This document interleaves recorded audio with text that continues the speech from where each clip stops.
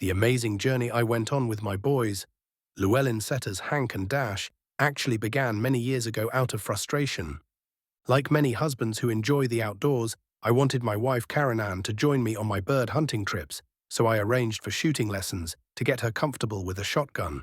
Those lessons went extremely well, and she was excited to give bird hunting a try. There was only one problem. She is 5 feet, 2 inches tall, she claims.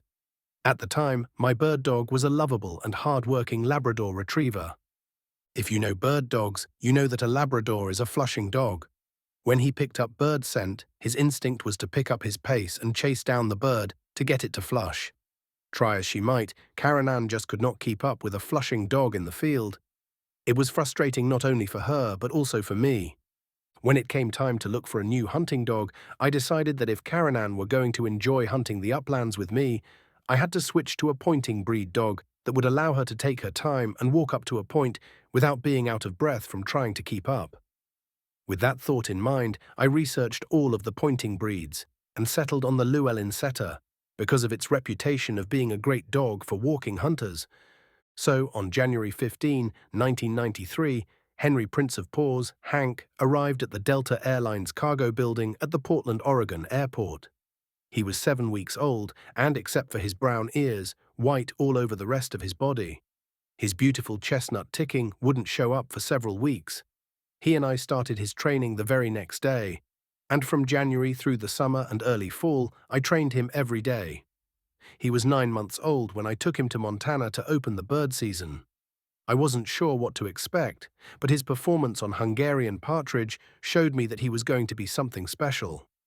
Just how special was yet to come. Each of Hank's first 2 seasons in the field brought me great joy and pride as I took friends and clients hunting behind him for every species of upland bird that Oregon offered.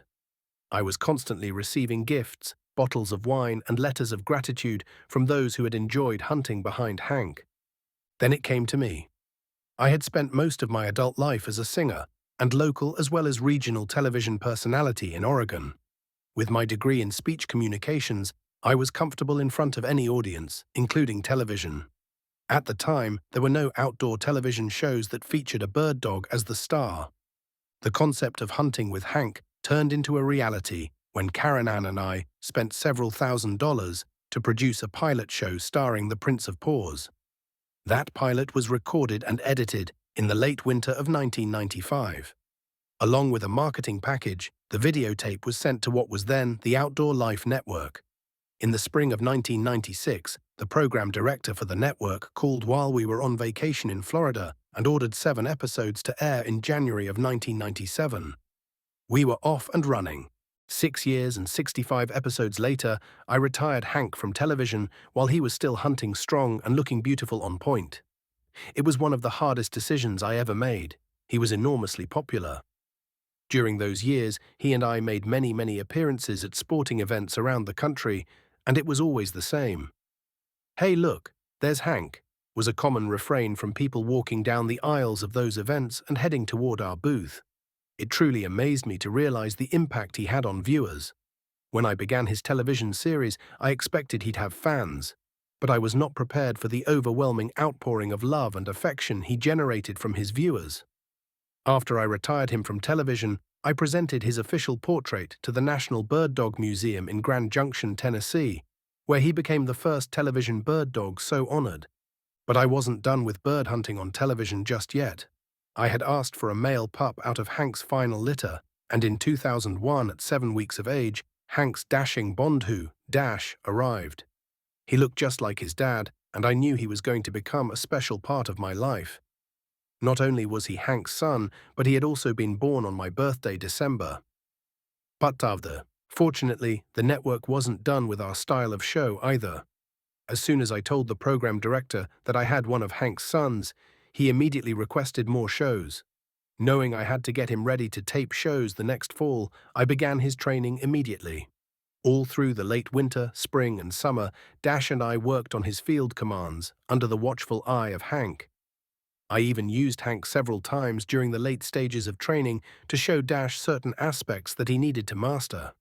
By early fall of 2002, at 9 months of age, Dash was starring in his first television shows. I had arranged to tape 3 shows in central Washington state on pheasants and chukar partridge. Hank was still in good shape, and since he had been working with Dash during those training sessions, it seemed to me that the best way to start Dash's new series was to have his dad as the only guest on those first 3 shows. What a thrill it was for me to begin Dash's very first appearance on Dash in the Uplands with Hank. I will never forget the opening scene of that first show. On a beautiful sunny fall morning, the camera opened up with Hank on one side of me and Dash on the other. When I released them, they raced off in search of pheasants with Hank leading the way and Dash trying desperately to keep up with him. Of all the 135 shows I did with Hank and Dash, that first release of them both remains one of my greatest memories. Dash's last season aired in 2007. Although Dash was only 6 years old at the time, I retired him from television.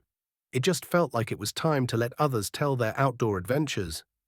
In the 5 years that his shows aired, he had gained his own legion of fans who initially watched his shows just to see Hank's son. But by the time I retired him, he had developed as loyal a following as his dad. Personal appearances with Dash across the country generated the same excited fans who had seen his dad. It was with great pride that I also presented his official portrait to the National Bird Dog Museum to hang alongside that of his famous dad. They are the only 2 television bird dogs so honored. For them, their journey ended where bird dog lovers will be able to see them for years to come when they visit the museum. As I write this, both Hank and Dash are gone, but I have every one of their television shows here in my office. So anytime I feel like watching their great work in the field, I simply have to put on a DVD, sit back and remember the great adventures we went on together. I've heard many bird hunters say that they felt lucky if they had one great bird dog during their lifetime. I have been truly blessed. I've had 2. Republished with permission from Family Time My Boys by Dez Young, 2014. The Upland Almanac, Summer 2014 by Dez Young.